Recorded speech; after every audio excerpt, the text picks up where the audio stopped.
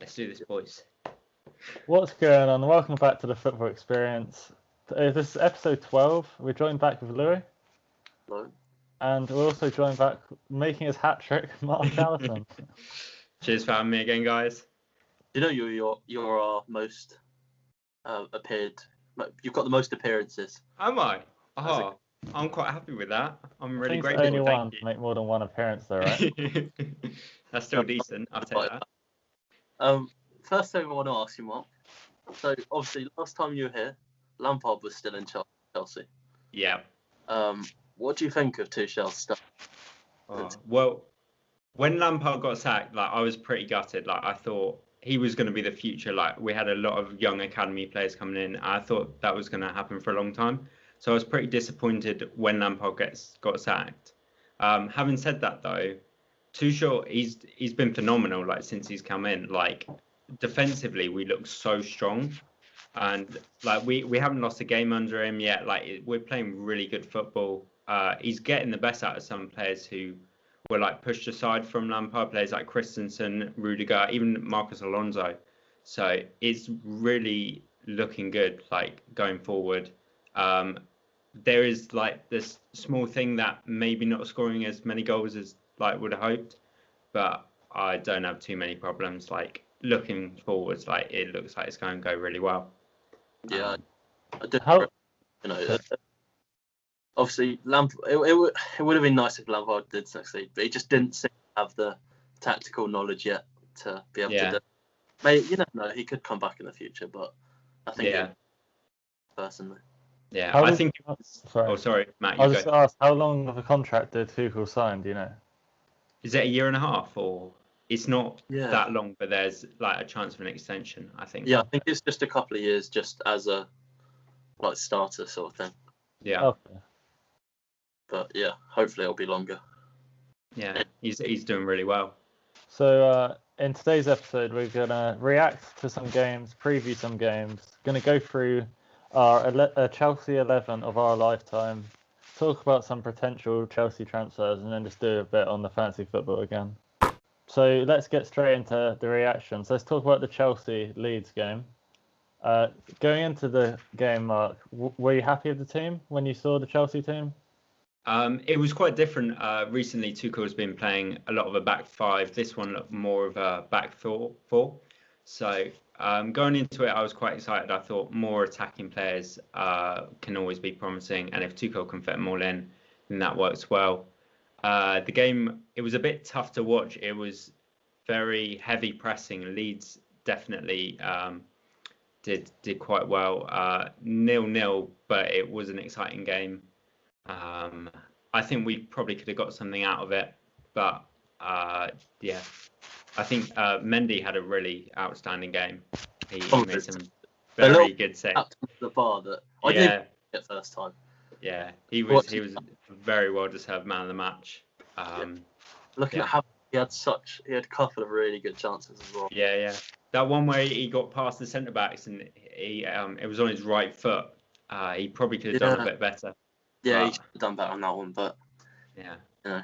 I did read a stat somewhere about Werner when he hasn't started for us. We've only won one game, I think, when he hadn't. Yeah. And that was against Fulham, 1-0. Yeah. But it looks good on him. I think he does a lot in the game, even if he's not finishing it still. Yeah, I agree. He is missing quite a few chances and probably not scoring enough goals. But when you watch him, he brings something different to the game. He always drops back and he's always up for getting on the ball and just trying to make chances work. So I really enjoy watching him play, and I think we're definitely a better team with him in the side. I can't wait till it does start happening. Yeah, hopefully it should be soon. Yeah, because he is a phenomenal player. Yeah, because Louis, I think we both predicted Chelsea wins. I think we both said 3 goals. I can't remember exactly how many we thought. I think I said 2-0. I think you said 2-0. I said 3 something. I can't remember. It could have easily been a really high scoring game, but I think Mendy had a really good game. I think Meslier had a really good game as well. So looking at some of the chances, probably could have gone been a few goals. We had, was it Mikey? No, last week was me and you. It was Mikey a week before. Oh, don't worry then. I thought there was 2-2 nils for some reason. Anyway, so 2-0 and 3-0, I think we said. Obviously 0-0. Kept another clean sheet. You've got to look at the positives. Yeah. We're not going to win every game, but if the games that we don't win, we hold out for a draw. Yeah. Not the end of the world, I guess. And a clean sheet is always a bonus. Yeah. Exactly. Especially against Leeds, because Leeds are a very good attacking side as well. They usually score quite a few goals, so to keep them out is very good. I think Yeah. Tyler Roberts had a really good game. He really impressed me throughout. Yeah, I haven't seen that in any game that I've watched him until then. No, it was quite a surprise. And Rafinha, he did as well. He was quite good. He is a good player. So, second game then, Arsenal-Tottenham. North London derby. That was such a crazy game to watch, obviously. At the start, someone off injured. It was looking, I mean, they still have Kane and Bale, but it was looking a little bit shaky from the start, bringing on Lamella. And then he goes and scores a Ravonna from the edge. What a cracking goal. It was under it. Yeah, because remember when he did scored the Ravonna free kick a few years ago? Yeah, like, he's such a weird player. Like, know he's going to make an impact on a game, whether it's good or bad. And how he managed to do both. Yeah. Obviously, he scored. Then Arsenal got one back in the first half through, who was it? Odegaard, yes. The one that came across. And then Lamella won and got himself. He probably could have got sent off before that, to be honest. It made about 3 flying slide tackles, and then he got sent off the one where he just put his hand in his face.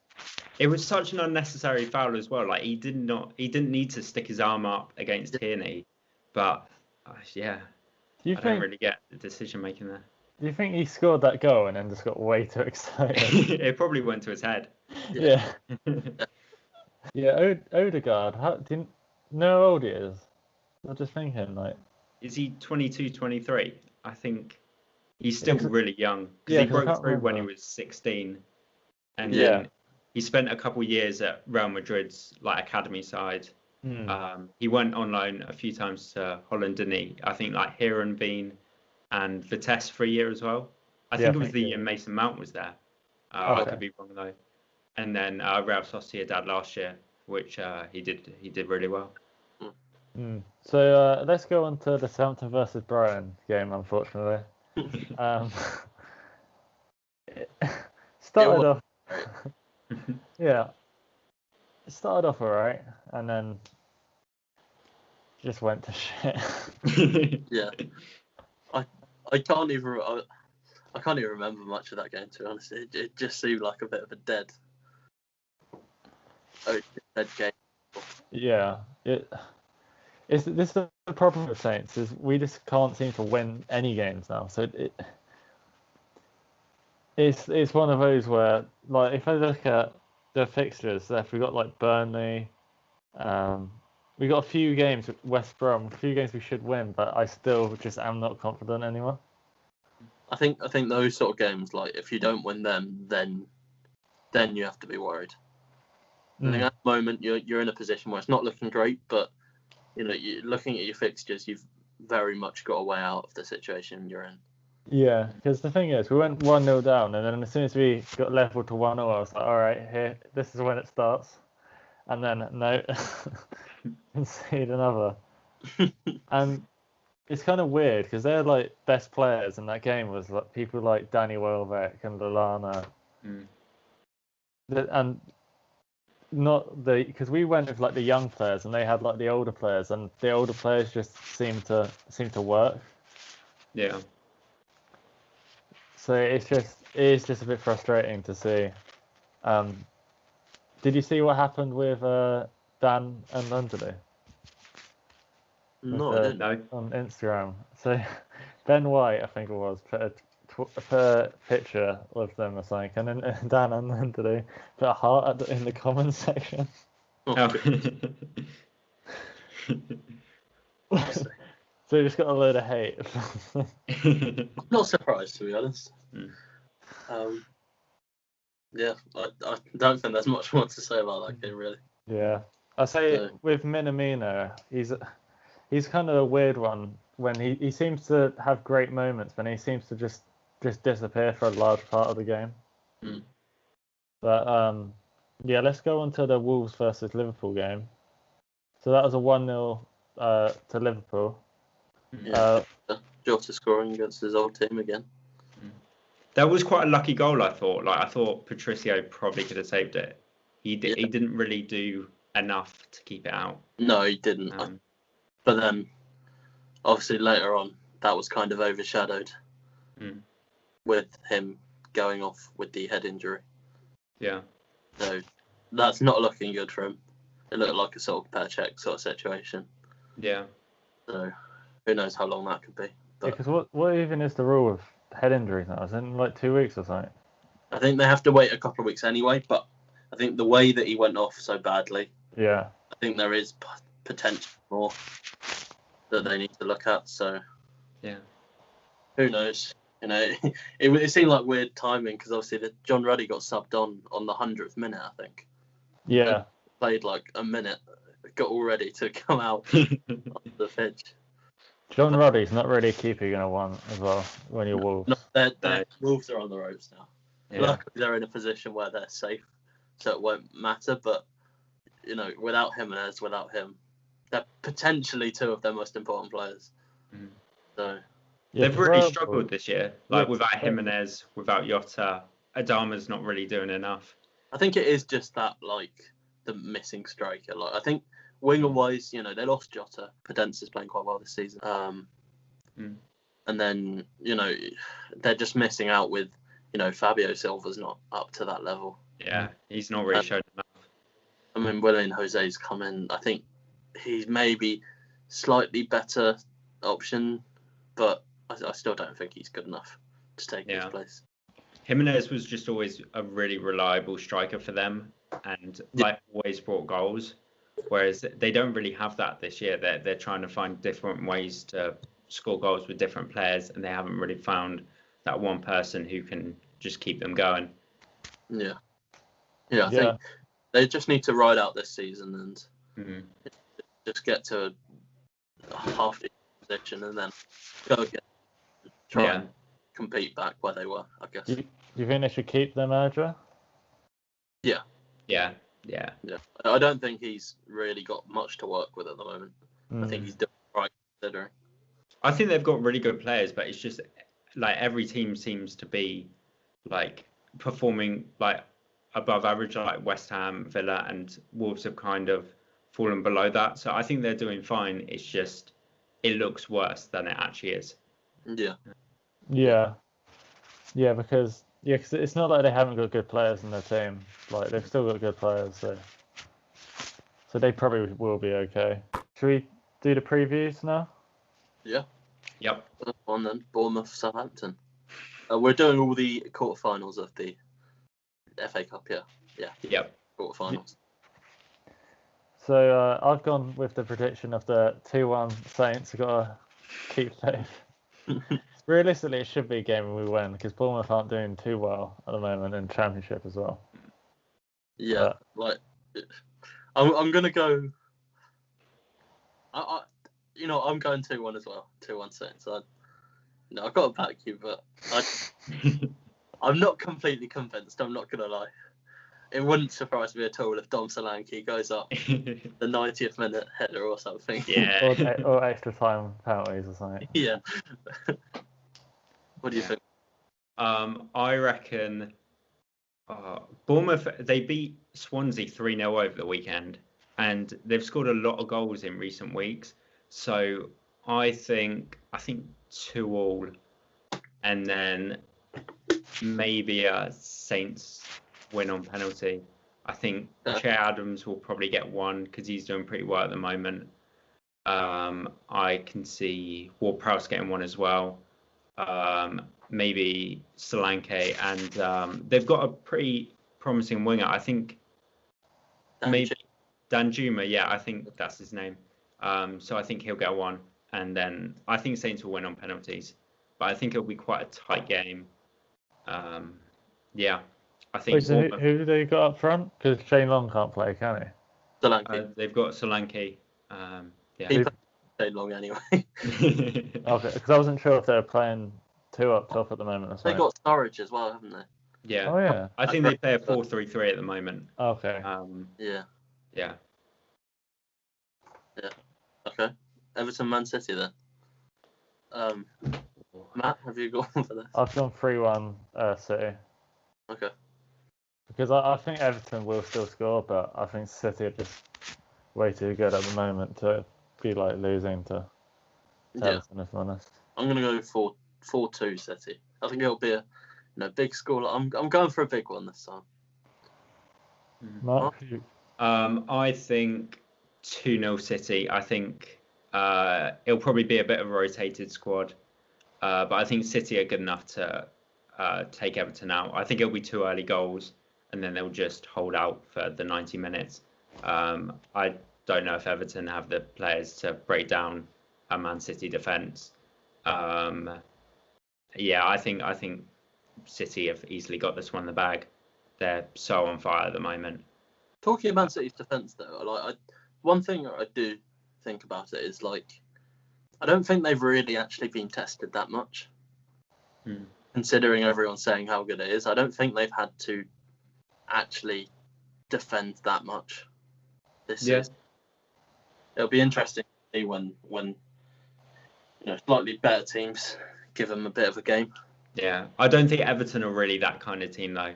No, but they've got a different option. They've got if they start crossing it in a lot, yes, they're good.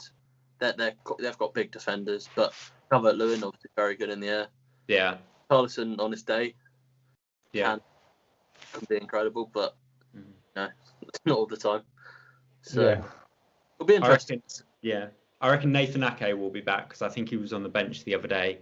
He's been injured for a while, so I think he'll probably play the game. They don't really have a good enough left back though. The Tengo's right. Okay.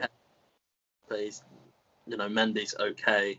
Yeah. They're just not Man City level. Yeah. That's true. So.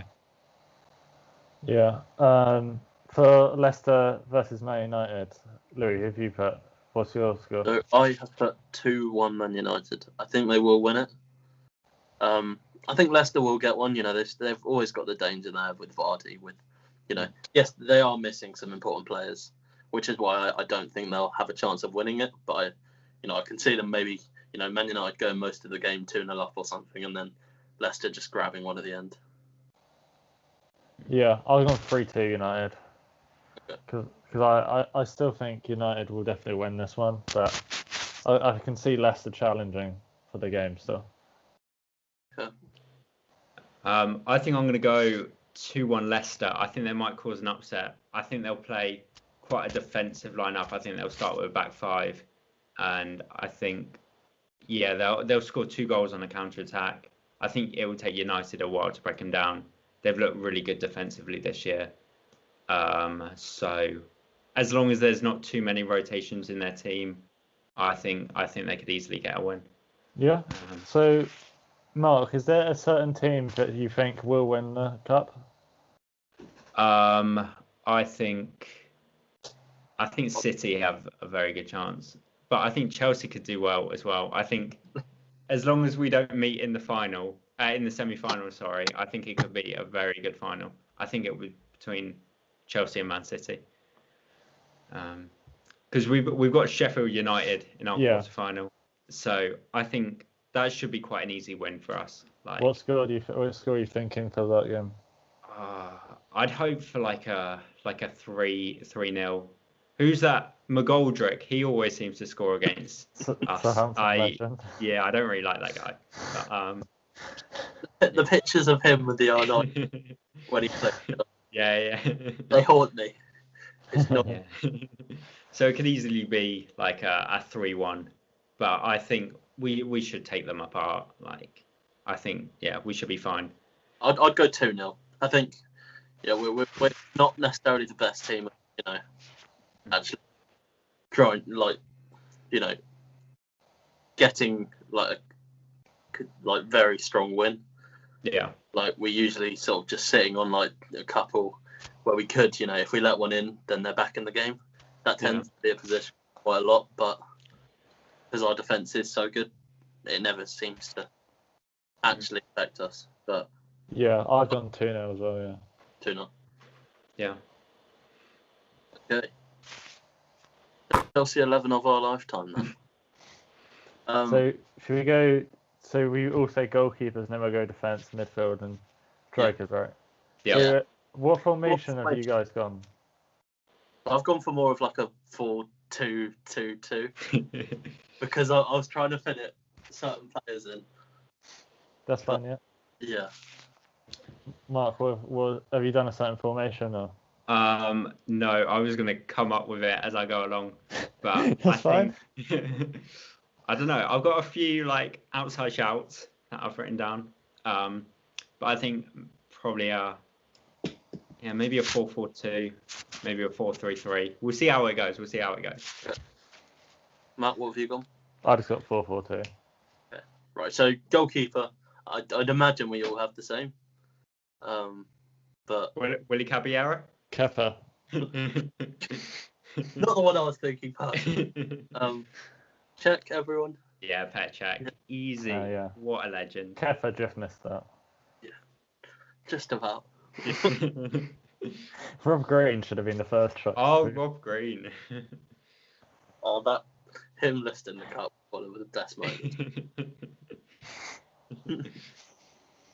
Okay, so defence. You got 4 defence. Yeah, you got 4-2-2. Sorry. We'll go fullbacks first. Who have you, Lou, got for your fullbacks? I've gone for Ashley Cole, which Yeah. I'm at the high left back pick, and I've gone with Ivanovic. There was a couple of other, on the edge people like Ferreira, maybe Azpilicueta. He's been around a long time, done well. I've gone with Ivanovic. I think he was the biggest impactful right back for us. Yeah. I think Cole, self-explanatory. Yeah. Yeah, I've gone with Cole and Azpilicueta because I wasn't really sure who'd fit right back, to be honest. I think I'd probably go Ashley Cole and probably Azpilicueta just because he's played so many games. He's been such a consistent player. Like he's played left back, he's played centre back, he's played right back, and he's always been such a strong player for us. So Ivanovic is probably up there as well. William Gallas too, maybe. Oh yeah, that's true. But I'd probably go Cole and Aspi just ahead of Ivanovic. Did William Gallas play in the Wembley Cup? Yeah. Yeah, he did. Okay. Which one did he play? It wasn't the last one, was it? It was the third. It was the one before, yeah. Yeah. It's the one my dad went to, yeah. So let's go centre backs. So who have you got as your centre backs, Mark?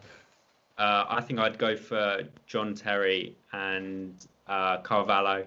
I think mainly just because of that season where Chelsea conceded, I think it was 15 goals over the year. I think that is a classic partnership. Maybe players like Gary Cahill and David Luiz could be given a chance, but I don't think they're at that level. I think, yeah. Yeah, I've gone for the same. Yeah, same here. Yeah, we've all got the same. So let's go on to midfield. So I've gone for. Should we go our people out wide first? Should we do that? Yeah, let's do it. Yeah, I'll go for my two, because my two like cams are essentially wingers. Yeah. Not at the same time, so I'll go with them too. Yeah, that's fine. So who are those two for you? They are Hazard and Zola. Zola was still in 2003 playing scoring, so he still counts. Yeah. Anyway. I've gone Hazard, and this one's a bit because he hasn't played for too long, but I went Pulisic just because of how he's played since he has been there. What? Yeah, Hazard 100%. I kind of forgot Zola. I thought he'd left before 2000, but yeah, he'd probably make it. Maybe Ryan Bertrand after his appearance on the left in the Champions League final. That's true. Chelsea legend. Vince Matt was going to do that. Bertrand. You haven't seen a striker yet. Oh god. I don't think I'd say Pulisic just because, I mean, yeah, last year he was good. This year he hasn't really shown that kind of height. Not quite yet. But I think he could still be a very, very good future player. Who is the other one? Who did I say? I think I'll go Zola. Okay. Yeah, so obviously Zola was class. Like he wasn't like quite as good in his end years. Like, it was good, but his best years were a bit before that. But technically it counts. Yeah, I don't think I've ever seen enough of him, but I've always heard such good things about how much of a class player he was back in the day. Yeah. We won 2 when he left. Yeah. It's fair enough, Right, 2 centre mids then. Obviously, Super Frank. Yeah, of course. Yeah.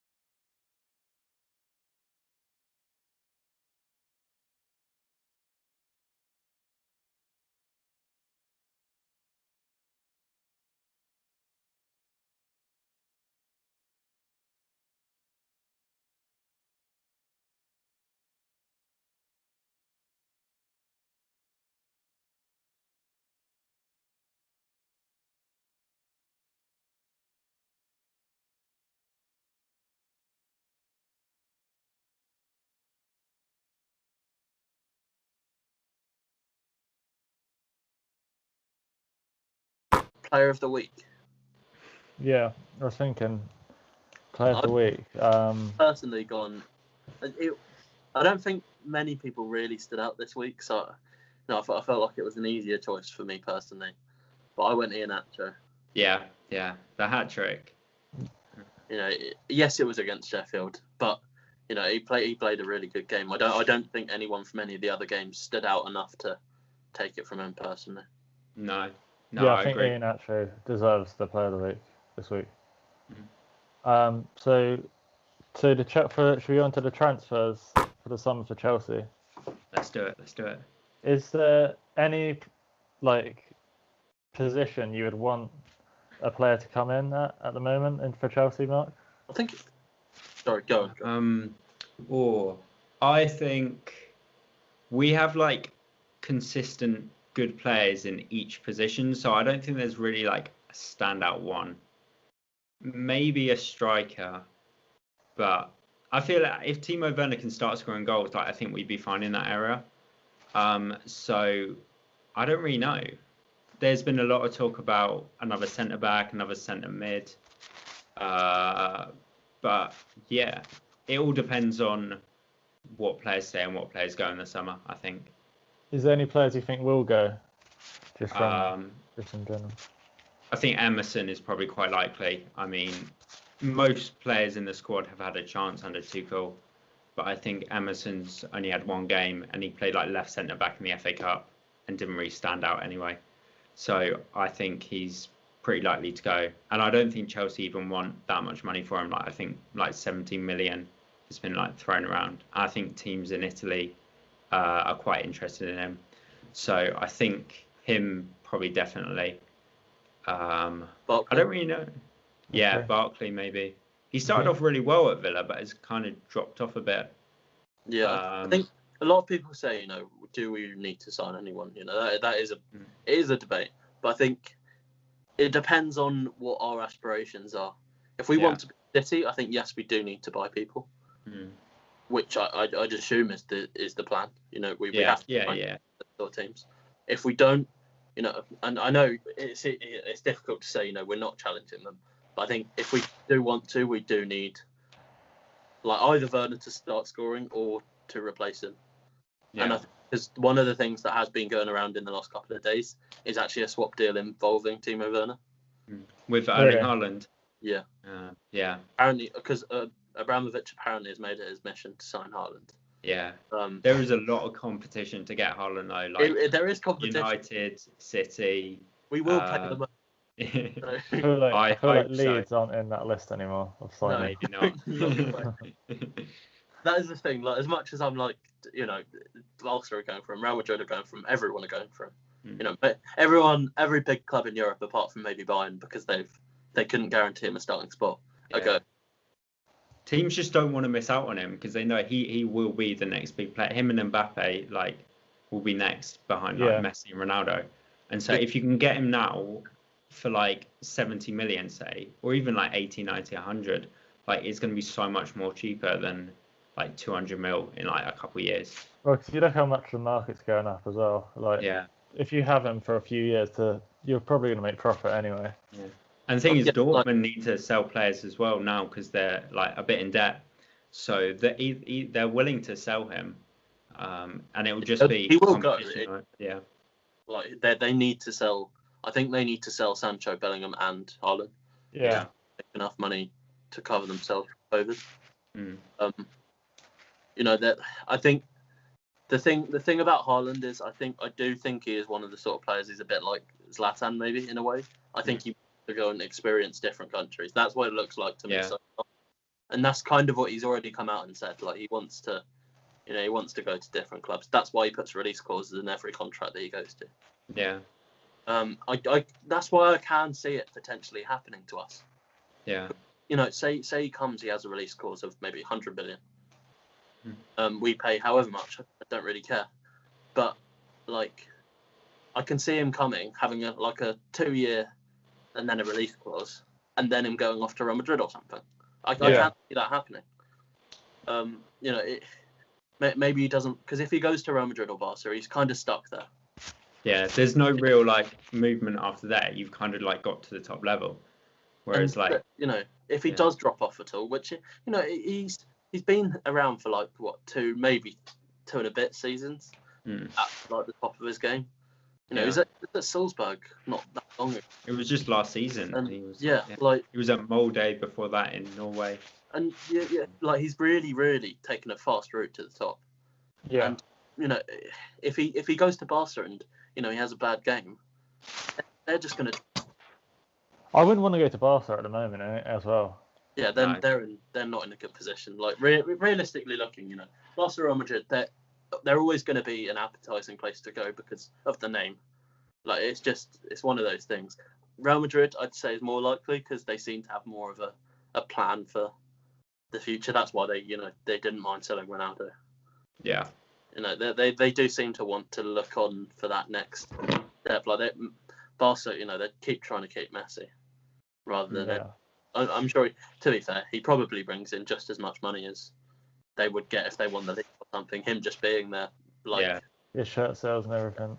Yeah, but they're not looking at the future. I don't think he'll go Barca. But then Real Madrid, they're looking at Mbappe as well. Yeah. Is he their priority over Mbappe? I don't know. They've been talking about Mbappe for a long time now. I don't think I feel like within one window. I don't think legally they can do that. No, it would be really expensive, like a good like 300 million. Neymar was almost like 250 or something, wasn't it? Yeah, it was about 200. Yeah, I think something like that. So Mbappe at his age has to be 250 as well. Yeah. So, which already is, in COVID times, that's a bit mad. He is in the last year of his contract, though, I think, so it might be a bit cheaper. Yeah. I don't think he's signed a contract extension yet. I think Neymar has, but I don't think Mbappe has. So I think if you want to get Mbappe, like now might be the time. Yeah, I didn't actually realise he was this close to the end of it because. Yeah. I mean, to me, they've been playing together like a few years now, haven't they? Yeah, I mean, to me that means looking at it like Mbappe this summer. Yeah. I didn't realise it was quite that desperate, but then I think Mbappe's going around Madrid. I don't think Haaland is this season. This could be their plan. They know that Haaland's going to want to leave again. Yeah. And say he came to Chelsea, to United, to City, whoever he goes to, and he has a couple years on a contract. I think we'd probably be the most willing to have them on a short contract out of the three. Yeah. Yeah. Because I think City would, United specifically, would probably want to try and keep him and make him their main player. They'd want him long term, and I think City would as well. Whereas Chelsea, I think Abramovich would be willing to sell him on if he gets like a good amount of money for him. Yeah. And I think that would interest Haaland as well. Yeah. Which as much as people are saying, it is difficult to see Haaland when he's got all these options coming to Chelsea out of all of them. But at the time, it kind of does add up. And the fact that Abramovich is so on it trying to sign. Yeah. Yeah. I don't think it would, be the weirdest thing ever seen. Yeah. Do you think Mark, do you think Kante will stay at Chelsea? I hope so. He's looked really good under Tuchel. I think he needs to start every important match because he brings something different. He's just everywhere. He's ridiculous. I wouldn't want to see him leave. The only issue that I have with because he likes playing Kante and Jorginho together rather than Kante and Kovacic. I think when we've got Kante and Jorginho, we have a real problem bringing the ball up the pitch a bit. Yeah. Because Kante's the one that does that out of the two of them, and he's not necessarily quite as good at ball up the pitch as Kovacic is. Yeah. And they seem like the other two playing together. Yeah. I think it's more likely Jorginho will leave than Kante. I think there's always talk about Jorginho going back to Italy, going to Juventus, or back with Sarri if he gets a job in a team. Yeah, I know looking at Napoli were looking at bringing him back. Yeah. That wouldn't surprise me at all. So I think Kante will stay. I think Kovacic will stay. But I think out of the three, I think Jorginho's most likely to go. Okay. Yeah. But we were linked with like Frank Kessie, I saw, from Milan as well. Yeah. I saw there was a bit of interest in him. And also Hakimi as a right wing back. Or he can play either side, I think. But I think there was talk about like he can also play further forward. He can play on the right and Reece James can play in the middle. So it looks like they've got like plans for a lot of the players they're looking at, which is quite exciting. Centre-back wise is weird because like about a month ago I would have said centre-back is probably the biggest priority. Yeah. Silva was obviously, he's only going to last like 2 seasons. Yeah. But now obviously Christensen's just prime Maldini. Yeah. And I don't quite know what's happened, but suddenly come out and he's so good. Yeah, it's weird how Lampard preferred like Kurt Zouma, and now he can't really get a game under Tuchel, and Rudiger and Christensen were being pushed out, and now they're playing like most games. Yeah, I mean both that have come in have been incredible since. Yeah, a lot of Rudiger. He can be that player that brings it up the pitch. Sometimes. But you see, I think it was United. He just ran half the pitch. Yeah, he looks really good. He gets the ball and just brings it forward, and then Christensen's just sweeping it up at the back. Yeah. So it's going to be weird when Thiago Silva comes back. Because he liked playing that middle role where Christensen's playing, whether they can both fit in somehow. But I'm really excited for it. I'm looking forward to it. Is Thiago Silva on a 2-year deal or a 1-year deal? 1 year, but we have the option to extend it. I think there's talks going on at the moment. I think Thiago Silva is quite open for doing another year, so that should be good. Yeah. Okay. So let's move on to the fantasy football. So looking at the table, I've got 1,400. Mark's got 1,700. Louis, you got 1,600. So how have you made any changes to your team recently, or anything like that? Who would you advise for this week? Who would you advise to put in for this week? Who, me? Yeah. Go around here. Okay. Let's have a look. Right. There aren't many games, are there? So there's Fulham Leeds, there's Brighton Newcastle, there's West Ham Arsenal, and then there's Villa Spurs. I think Spurs players could be a good option. Maybe players like Gareth Bale, he's been quite in form recently. Harry Kane usually can get a goal. Arsenal played well over the weekend, so maybe look at some of their players, maybe like Tierney to keep a clean sheet. But also West Ham are doing well. Souček usually gets consistent points. Antonio sometimes gets consistent points. Maybe Leeds players as well. Like they usually quite a top scoring team. I think Bamford's injured. Rafinha. Rafinha. Maybe even Tyler Roberts. Like he played so well against Chelsea. He's probably quite a cheap option. Maybe Rodrigo, but I don't really see him as that good. Money. No. I've had Stuart Dallas in my team for quite a long time, and he sometimes gets quite a lot of like clean sheet bonuses, but sometimes he also plays in centre mid as well, so he gets like assists. Sometimes he gets goals. Eiling's quite good at that as well. So yeah, I've got Martinez in goal for Villa just because. He's always very good. So long, it's brilliant. He gets so many points. Probably the best keeper to have. Yeah. And he was cheap at the start as well, so that's true. Yeah. Who are Villa playing? Spurs. Oh. So it's probably not. I'm contradicting myself a lot because I'm pretty sure I've got Martinez and an Aston Villa centre back, and then Martinez target, and then Kane and Son. Yeah, it's weird. It's a weird week because you can't really decide based on fixtures. You just have to kind of play as many players you have who have got a game this week. That's true. Yeah. So you just got to hope that the game will go one way and your players work out. So hopefully either Villa keep a clean sheet or Spurs score a lot of goals. Yeah. Okay, just a quick one before we finish. My prediction for tonight. It might already happen by the time this goes out, depending on what happens. But Chelsea Atletico Madrid. Yeah, I'm really nervous about the game. I'm really looking forward to it. I can't wait. But we are 1-0 up, which is a bonus. Atletico did not look like scoring against us. Like, we had a really solid game. We're at home as well. I am hoping Atletico have players back. Like, I saw Carrasco's back, Trippier's back. There was someone else who I can't remember now. And we are missing players like Mason Mount, which kind of makes me a bit worried. Like, he's suspended. So I think we are good enough to pull through. I don't think it'll be a high scoring match. I think it'll be 1-0, 2-0 maybe. Okay. Yeah, but I'm looking forward to it. What do you think? I would say about the same. Like, I think it is a nerve-wracking one. Yeah. Be positive about every game.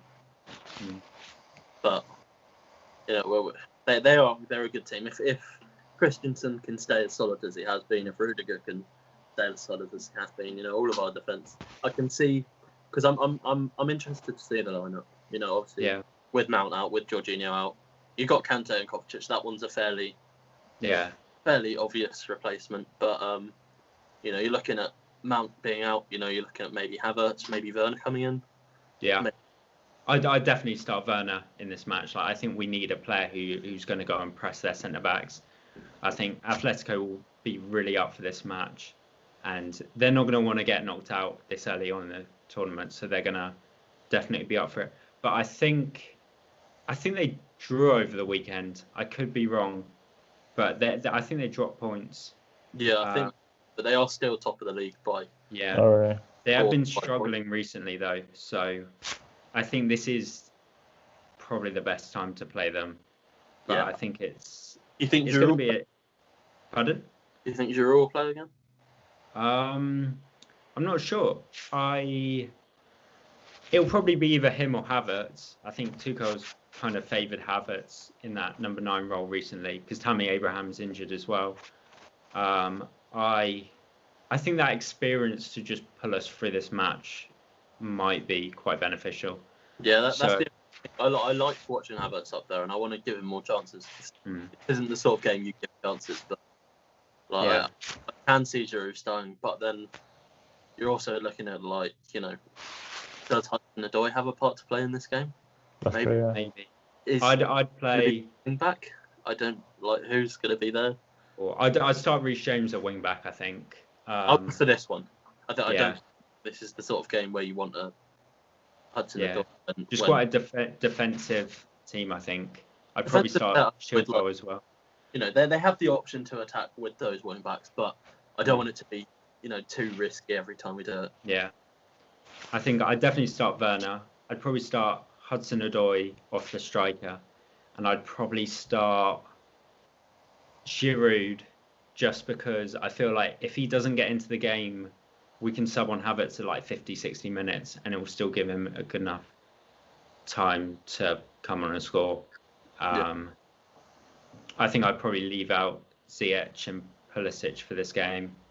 I don't think they've shown me enough recently. I think, maybe sub them on, but I like Ziyech.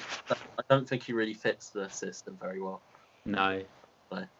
He played quite central over the weekend, didn't he? I think he played in the cam slot instead of right wing. Yeah. So the thing is, I think it'll be a 1-0 win, but I'm not gonna lie, I don't really know who's gonna win. If they win it, then it goes extra time and everything, doesn't it? Yeah. So that's the thing. I don't think it'll be high scoring, but I think that's the sort of thing we can expect. Yeah, because both teams are really defensive and both are doing really well at it. So I'm nervous, but I'm excited. I think it'll be a really, really good, fun game.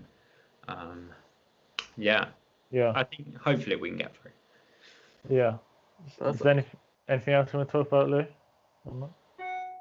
No, I'm good. So that's been episode 12. I think that's the most consistent we've ever been with episodes. Usually we go one and then 3 weeks without doing one. But Yeah, thanks for coming on, Mark. Oh, yeah, thank you for having me. me. I really enjoyed coming on. So thank you. Our favourite guest, right? Cool. No offense to everyone else. But thanks for watching, and we'll see you guys next time.